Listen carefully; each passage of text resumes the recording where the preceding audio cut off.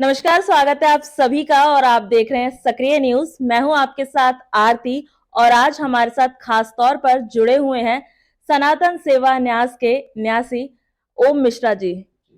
Sir, आपका बहुत बहुत स्वागत है हमारे चैनल में। जैसे कि आप सभी जानते हैं कि देश में अभी सबसे ज्यादा ट्रेंडिंग टॉपिक है राम मंदिर प्राण प्रतिष्ठा 22 जनवरी, जिसका इंतजार हर एक भारतीय को है। तो ऐसे में आप अपने विचार रखिए सर। देखिए, इस राम जन्म भूमि को प्राप्त करने के लिए हमारे पुरखों ने, पूर्वजों ने, उस समय के बाल वृद्धों ने संघर्ष किया। अनिश्चित या मैं कहूं तो गिनी न जा सके इतनी संख्या में हमारे कार सेवकों ने इस क्षण को प्राप्त करने के लिए अपना बलिदान दिया और तकरीबन इस समय को जो पूरा करने में हमें लगा है वो लगा है 550 वर्ष। राम भारत के सभी भारतीयों के प्राण हैं, हम सबके आराध्य हैं और सनातन संस्कृति का गौरव है। और ऐसे समय पर आज 2024 का यह अवसर 22 जनवरी और विशेष रूप से वो विशेष मुहूर्त, अभिजीत मुहूर्त 12:29 से 12:30 जिस 80 सेकंड के बीच में मर्यादा पुरुषोत्तम भगवान श्री राम लला सरकार, हम सबके बाल रूप में राघव सरकार, अपने भव्य दिव्य और नव्य मंदिर के अंदर नव विग्रह के रूप में विराजमान होंगे। जिस विग्रह को बनाने के लिए गंडकी जैसी पवित्र नदी से जो स्वतः ही निर्मित शालिग्राम होते हैं, उनकी एक बहुत बड़ी शिला लाई गई और उस शिला में से देश के सर्वश्रेष्ठ 3 कलाकारों ने 3 अलग अलग मूर्तियां बनाई। उनमें से एक मूर्ति को पसंद किया गया, सुनिश्चित किया गया और उनकी प्राण प्रतिष्ठा होने जा रही है, जिस कार्य में देश के राम जन्मभूमि से जुड़े हुए, आंदोलन से जुड़े हुए और संत परंपरा के 13 अखाड़े के आचार्य महामंडलेश्वर, महामंडलेश्वर, श्री महंत, महंत एवं खट दर्शन के अनुयायी संत महंत, भारत के अन्य प्रतिष्ठित मंदिरों के संतों का, जिनकी संख्या तकरीबन 4000 के आसपास होगी, इस पुनीत कार्य में पधारने वाले हैं। 2500 से अधिक सामाजिक कार्यकर्ता, जिन्होंने सनातन संस्कृति को देश और विदेश में पहुंचाने का कार्य किया, ऐसे अतिथि, और 1500 की संख्या में देश के उद्योगपति, जिन्होंने राम जन्मभूमि के लिए अपना सहयोग न्योछावर किया है और जो राम भगवान के प्रति अपनी विशेष आस्था रखते हैं। तो ऐसे लोगों की पावन उपस्थिति इस राम जन्मभूमि के भव्य प्राण प्रतिष्ठा में साक्षी होगी और यह देश के लिए गौरव का विषय है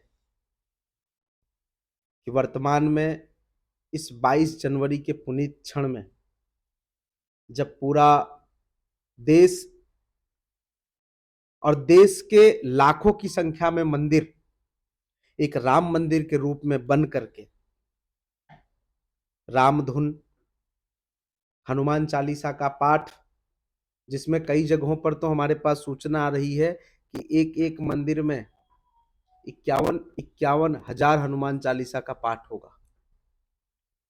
कुछ जगहों पर 108 सुंदरकांड का पाठ, तो कुछ जगहों पर, कुछ मंदिरों में 16 तारीख से 21 तारीख तक अखंड रामायण का पाठ होगा। गली गली में दीपोत्सव जैसा माहौल होगा। पूरा देश दीपावली मना रहा होगा और वह इसलिए मना रहा होगा कि 500 वर्ष तंबू में रहने के बाद मर्यादा पुरुषोत्तम भगवान श्री रामचंद्र जी पुनः अपने नव भव्य मंदिर के अंदर विराजमान हो रहे हैं। और यह हम सब के लिए बहुत ही गौरवशाली क्षण है कि अपने, या कहें कि हमारे पूर्वजों का आशीर्वाद है, कि हम सबका सद्भाग्य है कि हम सब इस पावन क्षण के साक्षी बनने वाले हैं। अब इससे बढ़ कर के मुझे नहीं लगता कि हमारे जीवन में दूसरी कोई बड़ी उपलब्धि हो सकती है। ये हर भारतीय के लिए एक ऐतिहासिक क्षण होने वाला है। ऐसे में आपका भी जाना हो रहा है वहाँ पे, तो क्या कुछ खास आपके द्वारा किया जाएगा? देखिए हम सब राम के वंशज हैं और हम हमारा तो जन्म स्थान भी अयोध्या के समीप है, तो उनके प्रति एक विशेष मतलब हृदय में समर्पण है, श्रद्धा है। रामलला सरकार के जन्मभूमि के लिए हम सब बचपन से संघर्ष करते आ रहे हैं। जब से जानने योग्य हुए हैं, तब से मंदिर निर्माण के लिए अलग-अलग प्रकार से अपने-अपने स्तर से हम लोग अ, अनशन, धरना प्रदर्शन, आंदोलन जो भी हो सकता है करते रहे। और अब जब वह क्षण आ गया है कि मर्यादा पुरुषोत्तम भगवान श्री रामचंद्र जी अपने नूतन विग्रह के स्वरूप में अपने भव्य मंदिर में विराजमान हो रहे हैं, तो ऐसे समय पे हमारे यहाँ तो कहा ही जाता है कि जब खुशी का माहौल होता है तो लोग पहले तो सिक्के उड़ाते थे, बतासे उड़ाते थे, चॉकलेट्स उड़ाते थे और ये उछाल-उछाल करके, लुटा-लुटा करके आनंद लेते थे। तो ऐसे समय पर सनातन सेवा न्यास एक संस्थान है हम सबका। सनातन सेवा न्यास के माध्यम से राम जन्मभूमि तीर्थ क्षेत्र के प्राण प्रतिष्ठा महोत्सव में आमंत्रित सभी मेहमानों को एक विशेष स्मृति चिन्ह दिया जाएगा, जो स्मृति चिन्ह हमारे 500 वर्षों के आंदोलन को, 500 वर्षों के संघर्ष को या हमारे कार सेवकों के बलिदान को आने वाली पीढ़ियों के लिए सुरक्षित और संरक्षित करेगा। जब जब वह उस स्मृति चिन्ह को देखेंगे तो राम जन्मभूमि के प्रति उसके संघर्षों को वो पुनः याद करेंगे। आपके द्वारा ये तोहफ़ा हर किसी को दिया जाएगा। अब जैसे कि हम सभी जानते हैं कि अब कई लोग इसके विपक्ष में भी हैं। इसके विपक्ष में भी बहुत कुछ बोला जा रहा है या यूँ कहें कांग्रेसियों द्वारा बहुत कुछ पलटवार किया जा रहा है। एक राम मंदिर बनने जा रहा है, लेकिन इसके अगेंस्ट भी कई लोग खड़े हो रहे हैं। अपने ही धर्म के लोग खड़े हो रहे हैं, तो उन लोगों के लिए आप क्या कहना चाहेंगे? देखिए, अभी तो हमको सूचना मिली थी कि हमारे कांग्रेस के राष्ट्रीय अध्यक्ष माननीय श्री खड़गे जी और कांग्रेस की प्रखर नेता कहें श्रीमती सोनिया गांधी जी, इन दोनों ने राम जन्मभूमि के निमंत्रण प्रस्ताव को ठुकरा दिया।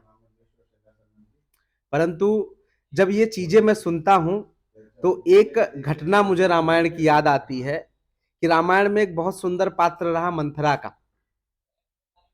जिस मंथरा के बहकावे में आकर के राम जी का वनवास हुआ था।